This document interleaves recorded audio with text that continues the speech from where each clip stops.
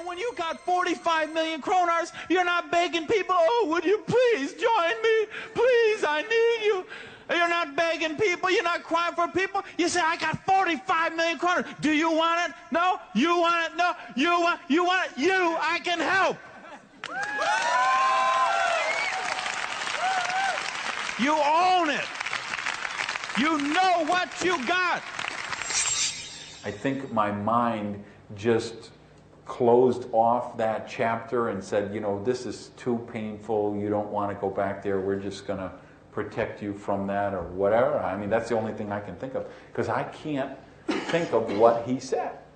But I just know he was holding the gun right down here at my abdomen, and he said this ominous thing, and then he pulled the trigger. You know, I learned from NSA, research your audience, find out. So what I did leading up for the last week is I read every single one of you's websites, one sheet, and packet for every person in the room. Here's what I've discovered. We have 517 people who are the #1 sales trainer in the world.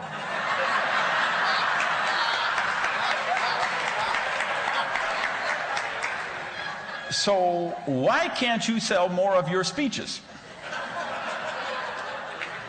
We have 893 people who are the preeminent motivator in the galaxy. So why can't you motivate anybody to buy you?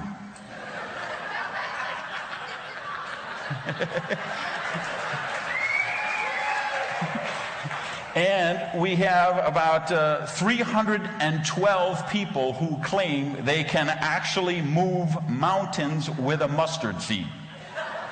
So why can't you get a bureau to return your calls? Now, let's explore why you think that's the case, and then let me suggest why I think that's the case. What you think is because that brilliant marketing intern you hired from high school for $7 an hour isn't able to convey your greatness to the meeting planners. Okay? You believe it's because those ignorant bureaus don't understand how amazing you are. You believe it's because of those evil, mean, nasty screeners who are keeping your book away from Oprah.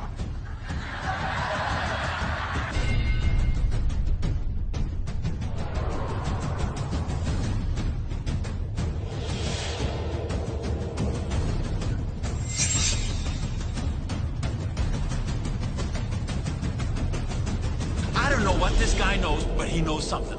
I don't know what he's doing, but he's doing something. I don't know where he's going, but I want to go with him. See, Mark isn't here anymore, but look at the legacy he left.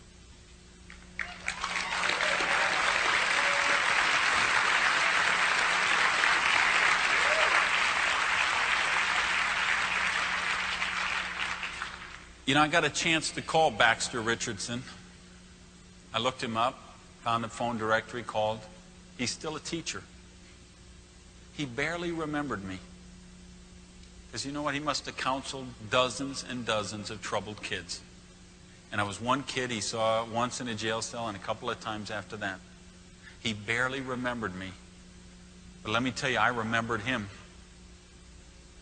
And I owe my success to the fact that he came into that jail cell and said, "You're capable of great things." So 6 months, I'm working the Amway business, calling up people, going, talking to everybody I know. In 6 months, I sponsor one person, my roommate. Because I lent him the money for the distributor kit and the first product order. You've been there, huh? 6 months, I don't sponsor anyone else. So finally, after 6 months, my roommate drops out. Well, what am I supposed to do? I've lost my entire organization.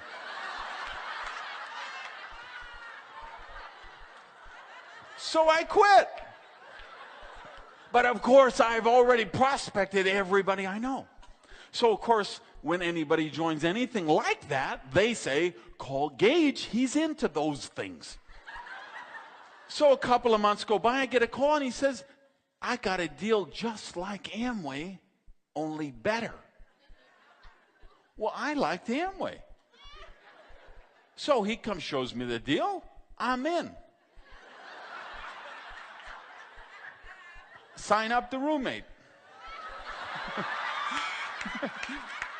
Same deal. 3-4 months go by, roommate drops out. I drop out. Couple of months later, ring, ring. They got a deal that's just like the deal that's better than Amway, only it's better than the deal that's better than Amway. I'm all over that. Same deal, sign up the roommate. Same deal, roommate drops out, I drop out. Couple of months go by, ring, ring. They got a deal that's better than the deal, which is better than the deal, which is better than Amway. I'm all over it. Roommate won't join.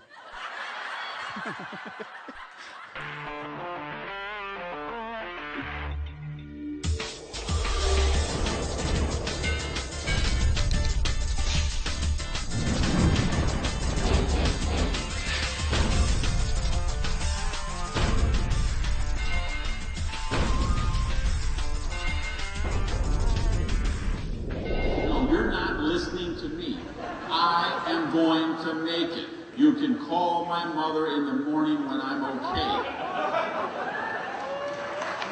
So,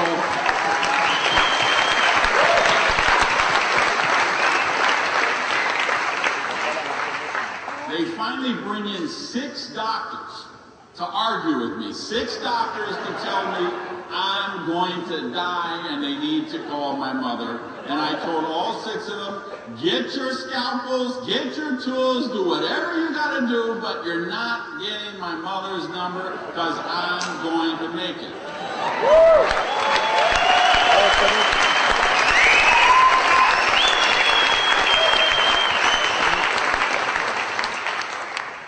Now, some of you smarter people in the auditorium, you've already figured out I made it.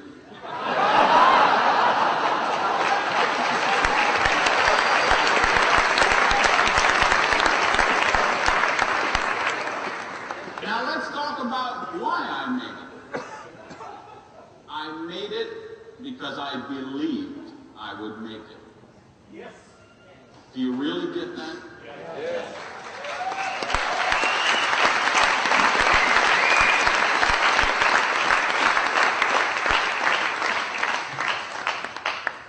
Why did these men and women in the front section make it to the rank they made it? Why did these trip winners win the trips? Why did the Top Guns win the Top Gun awards? They made it because they believed they would make it. They believed in themselves. We prove that you can do this if you set your mind to it. See, it's all about the mindset. It's all, because here's the battle. You want to know the real battle? We say, it's so tough, it takes all you got, it's hard. What's the real battle? The real battle is in your mind. You read this script exactly. I say, okay, these people, they must know what they're doing. I don't know what I'm doing. So I pick up the phone, I get my big binder, I say, hello, friend's name here.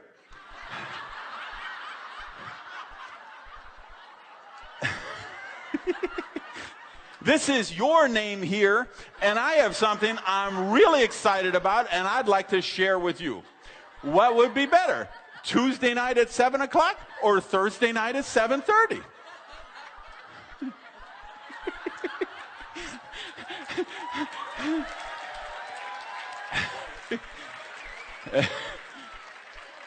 And my friends are like, why are you talking so funny?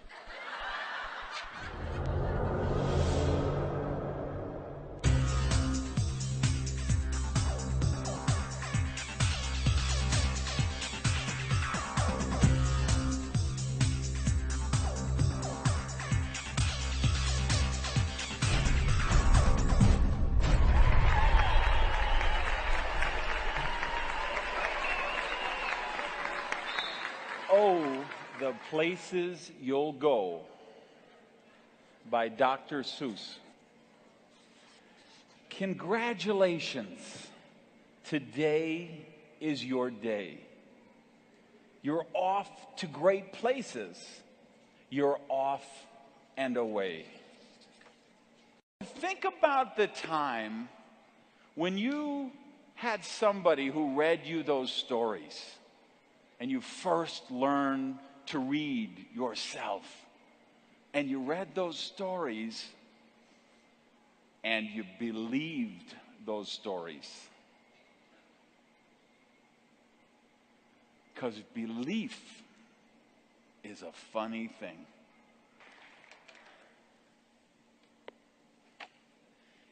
And will you succeed? Yes, you will indeed. 98.75% guaranteed. Says success is guaranteed. But you know what? In the real world, the success is not guaranteed. Let me tell you one more story. Once upon a time, there was a person with a dream to develop more belief. So they got on a plane, or they got on a train, or they got in a car, and they went to Agile World 11. And they spent the weekend in a convention hall filled with other people who believed in belief. And they lived happily ever after.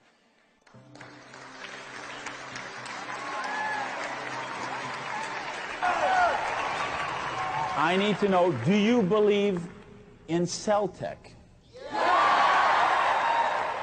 All right, and I got one more question, and I'm looking for a one-word answer. And you better blow the roof off this Coliseum, because that's it, and I'm out of here. I need to know, do you believe in you?